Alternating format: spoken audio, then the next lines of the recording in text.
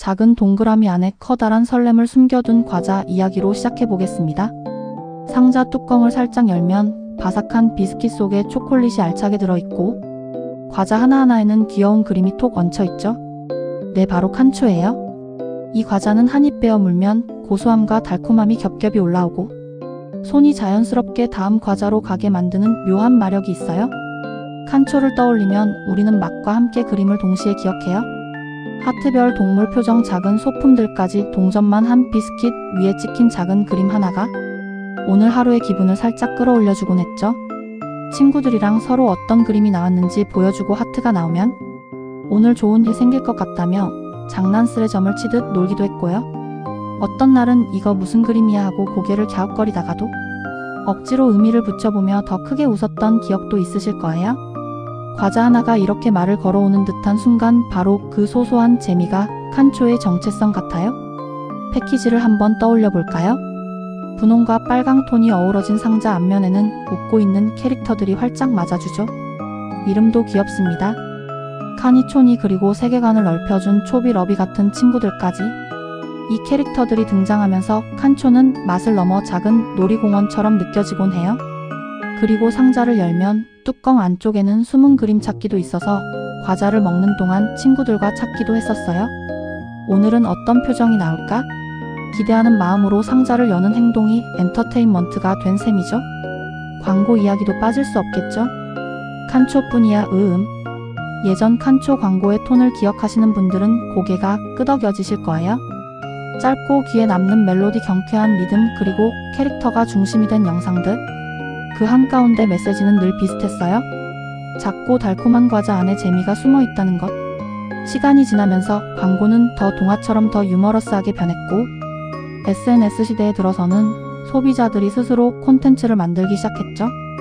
해시태그를 달고 과자 위 그림을 인증하고 재미있는 조합을 모아 자랑하고 친구 태그를 걸며 너랑 나 오늘 행운 하트 똑같이 나왔어 같은 이야기를 만드는 흐름이 자연스럽게 생겨났어요. 과자가 더 이상 먹는 것에만 머물지 않고 놀고 공유하는 것으로 진화한 거예요. 여러분, 칸초라고 하면 기본적으로 바삭한 비스킷 속에 초콜릿이 들어있는 오리지널을 떠올리시죠? 그런데 이 귀여운 과자가 사실 변신을 꽤 많이 해왔다는 거 알고 계셨나요? 대표적인 게 바로 칸초 타드와 칸초 빠삐코예요. 먼저 칸초 타드를 소개할게요.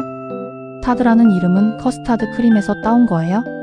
겉모습은 기존 칸초와 비슷하지만 안에 들어있는 속은 부드러운 커스타드 크림이 가득 들어있었죠. 초콜릿 특유의 진한 단맛 대신 달콤하면서도 부드럽고 고소한 맛이 퍼지는데 마치 빵집에서 갓 나온 커스터드 크림빵을 한 입에 쏙 넣은 느낌이었어요. 그래서 기존 초콜릿 맛이 조금 진하다고 느낀 분들이나 색다른 맛을 찾던 분들에게는 큰 인기를 끌었죠. 특히 어른들에게도 호응을 얻었는데 이유는 그 고소한 크림 향이 향수를 자극했기 때문이에요.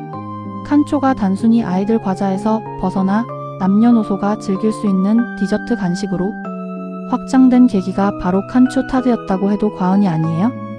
게다가 패키지도 조금 달랐는데 노란빛과 크림색을 강조해서 따뜻하고 달콤한 기운이 느껴졌죠. 이어서 칸초 빠삐코를 볼까요? 빠삐코 하면 떠오르는 게 있죠. 여름철에 얼려서 아이스크림처럼 먹기도 하고 그냥 빨대로 빨아먹기도 했던 그 추억의 음료. 그 빠삐코와 칸초가 손을 잡고 콜라보 제품을 내놓은 거예요. 겉은 칸초지만 안에는 진한 초콜릿 크림 대신 빠삐코 맛이 그대로 들어있었어요. 부드럽고 달콤하면서도 음료 특유의 진득한 풍미가 입안에 퍼지는데 신기하게도 과자 하나로 음료를 먹는 듯한 재미가 있었죠. 빠삐코 팬들에게는 반가운 소식이었고 새로운 경험을 원하는 칸초 팬들에게도 좋은 시도였어요. 또 광고와 이벤트도 함께 진행되면서 두 브랜드의 세계관이 섞이는 즐거움까지 더해졌죠. 칸초 타드와 칸초 빠삐코는 단순히 새로운 맛 이상의 의미가 있었어요. 칸초라는 브랜드가 변신과 실험을 통해 끊임없이 신선함을 유지한다는 걸 보여준 사례였거든요. 과자가 계속 똑같은 맛이라면 언젠가는 식상해질 수도 있지만 이렇게 색다른 버전들이 한 번씩 나오면서 호기심을 끌고 새로운 이야기를 만들어내는 거예요. 그래서 어떤 분들은 오리지널보다 한정판이나 콜라보 버전을 더 소중히 기억하시기도 해요. 마트나 편의점에서 우연히 발견했을 때 그 기쁨은 또 다르잖아요? 마치 숨은 보물찾기 같은 느낌이죠? 아, 그리고 한 가지가 빠졌네요. 키리크림이 들어간 칸초 키리크림치즈. 특유의 고소한 치즈 맛이 일품이죠. 그 외 여러 가지 과일 맛이 있어요. 파인애플, 바나나, 딸기, 메론 맛 칸초가 있습니다. 그리고 오늘의 하이라이트가 있습니다. 요즘 칸초에는 사람 이름이 새겨져 있어요. 내 이름을 찾아라 이벤트죠. 브랜드 40주년을 맞아 내 이름을 찾아라라는 참여형 이벤트가 시작됐고, 칸초는 기존의 그림 대신 이름이 인쇄된 특별판을 선보였어요.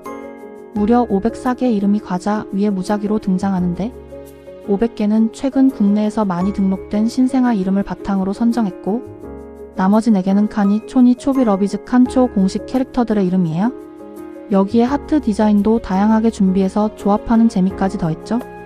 이름이 과자에 새겨지자 어떤 일이 벌어졌을까요? 정말 순식간에 놀이가 되었어요. 편의점과 마트에서 칸초를 사서 자기 이름을 찾는 인증샷이 SNS를 가득 채웠고, 내 이름 나왔다, 친구 이름도 찾았다며 릴스와 쇼폼 영상에 폭발적으로 올라오기 시작했어요. 참여 규모와 반응을 다루는 기사들이 연이어 나오고, 개인화 트렌드의 상징 같은 사례로 분석되기까지 했죠. 덕분에 품절 사태를 겪은 매장들도 속출했고, 판매량이 짧은 기간에 크게 뛰었다는 보도도 이어졌습니다. 특히 재밌는 건 사람들이 만들어낸 놀이 규칙들이에요. 어떤 분들은 자기 이름이 나올 때까지 상자를 계속 까보기도 하고, 둘 사이의 이름을 모아 사진을 찍어 서로에게 고백처럼 건네기도 하죠. K-팝 팬들은 최애 이름이 적힌 과자를 찾아 챌린지를 하기도 했고, 커뮤니티에서는 내 이름은 흔한데 왜 안 나오지? 희귀 이름도 있을까? 같은 대화가 줄줄이 이어졌어요. SNS에는 한국어뿐 아니라 영어 및 다양한 언어로도 네임 칸초를 소개하는 영상이 올라와 해외 이용자들도 호기심 가득한 눈으로 참여하더군요. 여기까지 들으시면 궁금하실 거예요. 아니, 과자에 어떻게 이렇게 또렷하게 이름을 인쇄하죠? 인쇄 방식에 대해서는 간단한 설명이 공개된 게 있어요. 식용 잉크를 금속 스크린에 얹어 반죽 표면에 전사하는 스텐실 계열의 공정으로 한 배치에 담을 수 있는 고유 도안수가 물리적으로 제한되기 때문에 선택 가능한 이름 수에도 한계가 있다는 설명이었죠.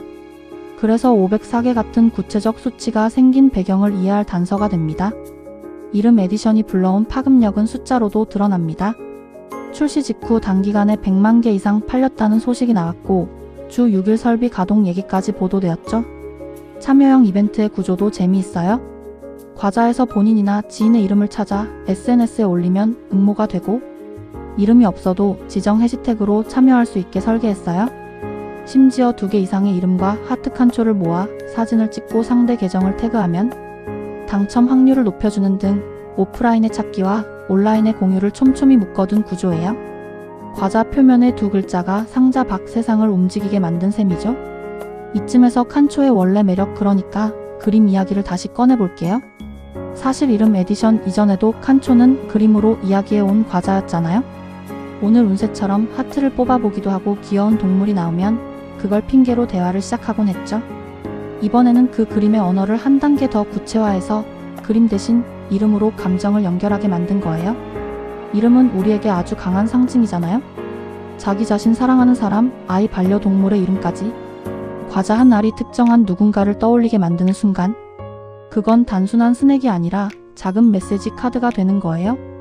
그래서인지 커뮤니티에는 이름을 찾아서 선물했다, 프로포즈 소품으로 썼다 같은 에피소드도 보였죠. 물론 왜 내 이름은 없지 같은 질문도 따라옵니다. 앞서 말씀드린 대로 한 번에 구현할 수 있는 도안수에는 기술적인 한계가 있고, 선정 기준 또한 최근 많이 등록된 이름 위주였기 때문에 모든 이름을 다 담을 순 없었어요. 그렇지만 이 아쉬움이 또 다른 놀이를 낳았죠.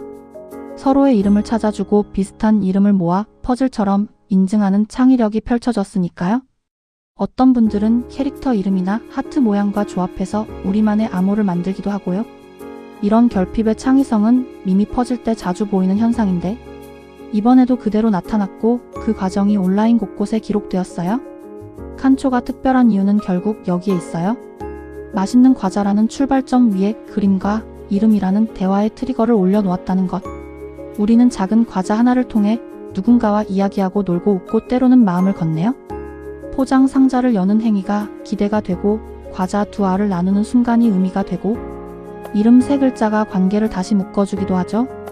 40주년을 맞은 브랜드가 과거의 추억을 그대로 반복하는 대신 현재의 문화 참여 인증 공유를 정확히 짚어냈다는 점도 인상적이에요. 덕분에 칸초는 어릴 적 간식이라는 기억에 지금도 갖고 놀만한 놀이라는 이미지가 겹쳐졌습니다. 이제 영상을 마무리하면서 우리만의 작은 놀이를 하나 제안해 볼게요. 다음에 마트에서 칸초를 만난다면 상자를 하나 집어들고 마음속으로 누군가의 이름을 떠올려 보세요. 상자를 열고 과자들을 손바닥에 톡톡 털어놓은 다음 천천히 한 알씩 뒤집어 봅니다. 혹시 그 이름이 보이지 않아도 괜찮아요? 하트 하나만으로도 오늘의 기분을 살짝 끌어올릴 수 있으니까요. 만약 정말로 그 이름이 나타난다면 그 순간을 사진으로 남겨 그 사람에게 살짝 보내보세요. 오늘 너 이름이 여기에 있더라 하고요. 아마도 그 메시지 하나가 하루를 환하게 바꿔줄 거예요. 그게 바로 칸초가 오랫동안 사랑받아온 이유이기도 하고요. 그리고 혹시 구독과 좋아요도 있는지 한번 찾아볼까요?